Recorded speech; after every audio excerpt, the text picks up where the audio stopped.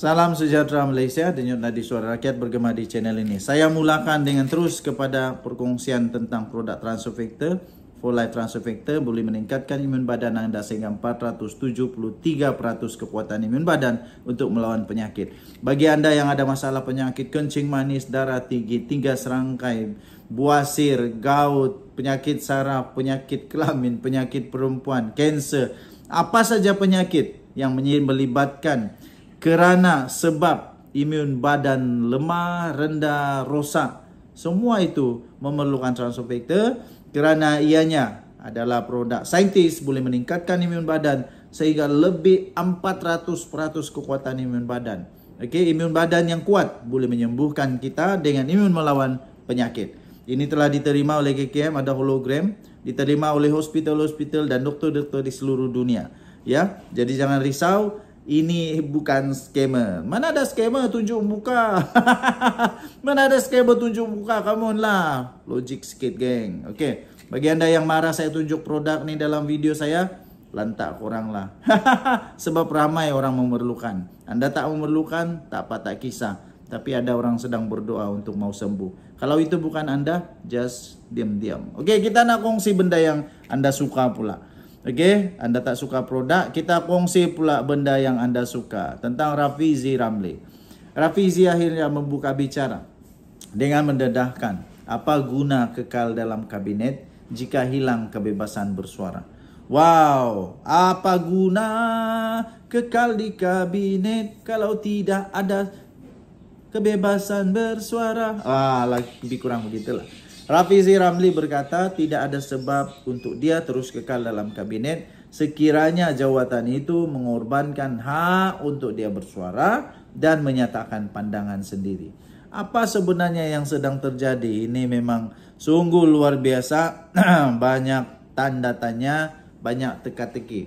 Bercakap dalam episod pertama, audio siar terbarunya yang berhenti menteri malam tadi, Rafizi berkata dia hanya akan menjadi seorang menteri tempang sekiranya memilih untuk kekal dalam kerajaan selepas tewas kepada anak Perdana Menteri Nurul Izzah Anwar dalam pemilihan jawatan timbalan Presiden PKR baru-baru ini. Beliau berkata, saya tak mahulah berada dalam kabinet jika itu bermakna pandangan saya disekat atau saya tidak dibenarkan untuk berbeza pandangan, kata Rafizi. Beliau menambah, saya tidak mahu berada dalam situasi saya diminta supaya jangan merajuk, buat kerja sahaja untuk parti. Walaupun usaha saya memberi nilai tambah kepada PKR, saya tetap tidak diberi ruang untuk bersuara secara berbeza, katanya. Bekas Menteri Ekonomi itu juga berkata, tanpa pengaruh dalam keputusan seperti pelantikan atau pembaruan budaya politik yang toksik, kehadirannya hanya akan memperkuat sistem yang sebelum ini ditentang.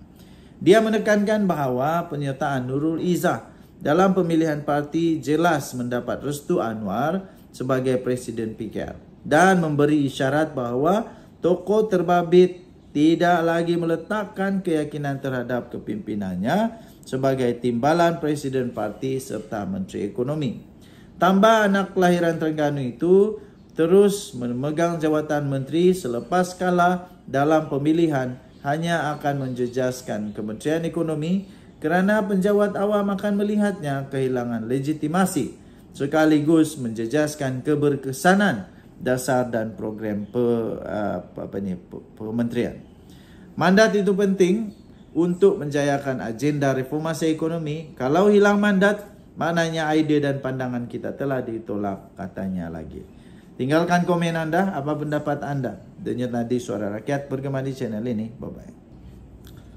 Salam sejahtera, selamat pagi tuan-tuan dan puan yang dihormati sekalian. Okey, tanpa membuang masa, saya terus saja berkongsi dahulu produk Transfer Factor for Life yang boleh meningkatkan imun badan sehingga 437% kekuatan imun badan. Bagi anda yang ada masalah darah tinggi, kencing manis, buah pinggang, 3 serangkai, gout, masalah saraf, masalah lelaki, masalah perempuan, banyak lagi masalah-masalah lain.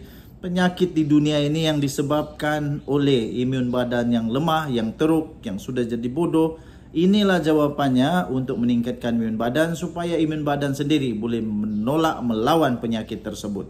Produk ini produk bukan sembarangan, ini produk saintis ya. Ada hologram diterima oleh KKM dan produk ini adalah produk yang terbaik di dunia. Ada laporan saintis diterima oleh doktor-doktor dan hospital-hospital di seluruh dunia. Ini yang terbaik. Bagi anda yang ada masalah, telepon saya segera. Baik, penyelewengan dana sukuk Lebuh Raya, SPRM panggil 20 saksi. Ini merupakan satu perkembangan terbaru. Selama 20 saksi akan dipanggil oleh SPRM, Suruhanjaya Pencegahan Rasuah Malaysia, pada minggu depan. Minggu inilah itu. Bagi meneruskan siasatan berhubung dakwaan penyelewengan dana sukuk pembinaan Lebuh Raya di Lembah Kelang. Ketua Pesuruhjaya SPRM Tan Sri Azam Baki berkata, antaranya termasuklah memanggil semula saksi yang sebelum ini telah memberikan keterangan kepada Suruhanjaya itu. Beliau berkata, langkah itu bagi mendapatkan maklumat lanjut mengenai dana bernilai jutaan ringgit, sekaligus melengkapkan kertas siasatan dalam tempoh 2 bulan. Setakat ini katanya, pasukan penyiasat sedang meneliti pelbagai dokumen, termasuk dokumen bank yang perlu dianalisis serta merakam keterangan daripada kaki tangan bank bagi mengesahkan kandungan dalam penyataan bank, katanya kepada Buletin TV3 pada hari ini. Namun beliau menjelaskan bahawa tidak ada keperluan untuk menjalankan penggeledahan baru atau memanggil semula tokoh-tokoh korporat bergelar Tan Sri yang dikaitkan dengan kes itu. Catatan SPRM sebelum ini telah merakam keterangan tokoh korporat yang terbabit sebanyak 3 kali bersama pasukan taktikal. Susulan syak wujud pemilikan senjata dan aset dikaitkan dengan dana yang diseleweng. SPRM setakat ini telah menyita aset bernilai 141 juta di Malaysia yang berkaitan dengan kes berkenaan dan sedang mengesan aset asing bernilai 15 juta ringgit Malaysia. Okey, tuan-tuan dan puan-puan yang dihormati sekalian. Kita berharap SPRM mampu untuk menangkap mereka yang menyeleweng, mereka yang merosak negara ini. Kita berdoa semoga SPRM dapat menjalankan tugas mereka dengan sebaik mungkin. Saya sungguh-sungguh berharap SPRM dapat menjalankan tugas yang terbaik. Bayangkan saja berapa banyak kerugian yang dialami oleh rakyat, berapa banyak kerugian yang dialami oleh Malaysia, berapa banyak kerugian yang dialami oleh negara kita, tuan-tuan dan puan, kerana terdapatnya manusia-manusia yang begini tamak. Kita doakanlah semoga semua yang terbaik berlaku kepada negara kita Malaysia. Okey? Nah, jadi kerana itu bagi anda yang ada apa perasaan mau makan songlap duit dan apa dan sebagainya, hentikanlah. Hentikan kerana anda berada di tempat yang salah. Kita jumpa lagi. Bye-bye. Salam sejahtera, selamat pagi tuan-tuan dan puan yang dihormati sekalian. Sebelum saya mulakan, saya terus kepada produk Transofactor untuk anda yang ada penyakit kencing manis, darah tinggi, 3 serangkai saraf, masalah batin lelaki atau perempuan, atau anda mungkin ada masalah-masalah yang lain. Apa saja penyakit yang anda hadapi kerana imun badan yang lemah, ini mungkin jawapannya. Transofactor adalah satu produk saintis yang boleh meningkatkan imun badan kita sehingga 437% kekuatan imun badan. Ramai orang takut saya ni scammer. Scammer apanya tuan-tuan dan puan-puan? Mana ada scammer pernah tunjuk muka dekat video? Logiklah sikit. Okey, so ini bukan scammer, ini betul-betul ada bukti saintis, ada banyak bukti-bukti saintis, kajian-kajian telah dilakukan.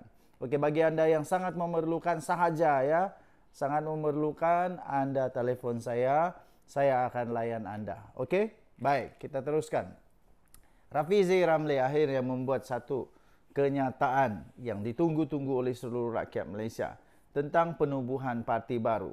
Perlu atau tidak untuk beliau menubuhkan parti baru, itu adalah satu persoalan yang cukup besar. Tapi hari ini tuan-tuan dan puan-puan, Rafizi akhirnya tampil dan memberikan jawapan. Beliau berkata, tidak perlu. Bekas timbalan Presiden PKR, Datuk Seri Rafizi Ramli berkata, tidak ada keperluan. Beliau lihat tidak ada keperluan untuk menubuhkan parti baru selepas beliau gagal mempertahankan jawatan dalam pemilihan PKR sebelum ini. Ahli Parlimen Pandan itu menjelaskan keutamaan bagi negara sekarang bukan untuk menubuhkan satu lagi parti baru. Saya setuju. Saya setuju. Tapi untuk kestabilan politik dan membiarkan kerajaan yang ada pada ketika ini untuk meneruskan fungsi dan tugasnya di dalam mentadbir negara Malaysia. Beliau berkata, pada pandangan saya, sebenarnya saya tak rasa negara atau rakyat perlu satu lagi parti baru dalam masa terdekat. Dia bukan sangat soal atau minat atau tak, dia kata. Tapi sebabnya ialah paling penting negara dan masyarakat. Beliau terus berkata, kita kena kekalkan kestabilan kerajaan. Tak boleh lagi bertukar-tukar kerajaan. Jadi, biarlah kerajaan yang ada terus memerintah kerana kuasa akan kembali kepada rakyat dalam pilihan raya akan datang. Katanya dalam satu rancangan live podcast YBM atau Yang Berhenti Menteri disiarkan di Facebook malam tadi. Okey, beliau berkata, jika wujud parti baru yang terhasil daripada serpihan parti kerajaan yang ada pada ketika ini, tidak mustahil ia akan menyebabkan ketidakstabilan politik dalam negara Malaysia. Beliau juga berkata, manfaat dan juga keburukan kalau berlaku apa-apa ketidakstabilan. Perkara itu lebih buruk daripada kepada masyarakat. Dalam keadaan negara sekarang, dalam melalui tempoh yang mencabar sekarang ini, dengan ada kestabilan tuan-tuan dan puan, kita boleh lalui banyak cabaran dunia. Ini pentingnya pemikir seperti Rafizi, ya. Jadi kalau ada cerita parti baru itu, katanya saya faham.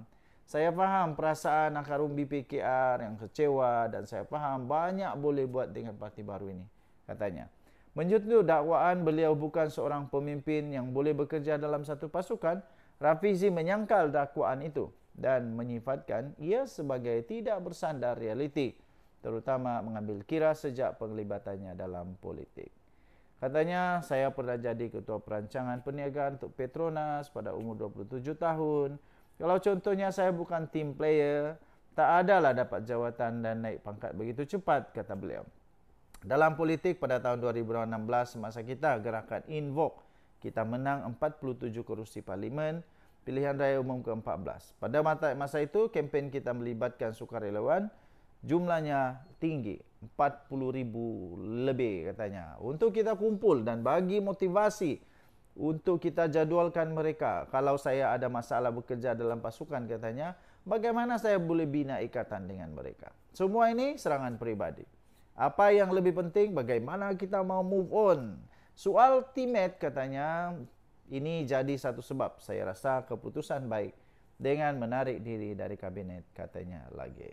Denyut Nadi, Suara Rakyat bergema di channel ini. Jangan lupa tekan butang subscribe, like dan share. Kita jumpa lagi. Bye-bye.